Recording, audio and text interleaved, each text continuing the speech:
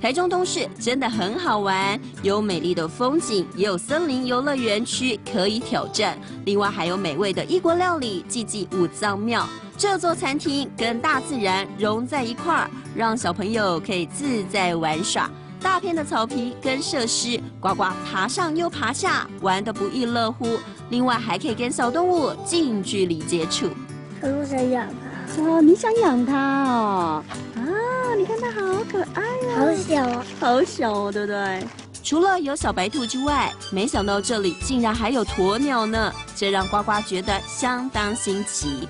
可可可，家长过来，肚子饿不饿？要不要吃饲料？你要不要？要不要吃东西？要。好，那走吧。餐厅里头的装潢很特别，让我们就好像在童话故事里一样。而料理更特别了，它可是白俄罗斯料理。有没有觉得很多？你可以来吃一口啊，要不要试试看？очень脆哎，哇，好！白俄罗斯烤肉串。俄罗斯烤肉串呢？很好吃。很好吃哈。那这个是什么？这好缤纷哦。这是穿着带鱼。传统的鲱鱼的沙拉，它一层一层，有蛋白质，有马铃薯，有红萝卜，有甜菜根，很健康。 baby， 你有没有发现？就是黑外国人呢，他做的都是白俄罗斯的料理哦。看看满桌的白俄罗斯料理，一般人很少吃得到。只是一个外国人，怎么会来到台中东市呢？这当然是有故事的哦。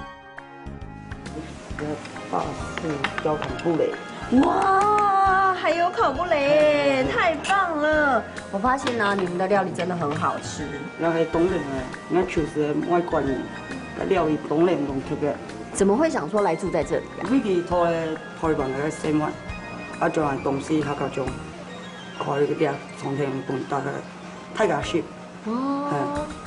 有故事，也有美食，而且每个角落都让小朋友是玩到不想回家了。不论是环境还是装潢，这里都有浓浓的异国风情，有特色的亲子景点，处处都有惊喜，也处处充满欢笑声。宝贝，我好喜欢吃白俄罗斯的沙拉哦。我喜欢吃烤肉。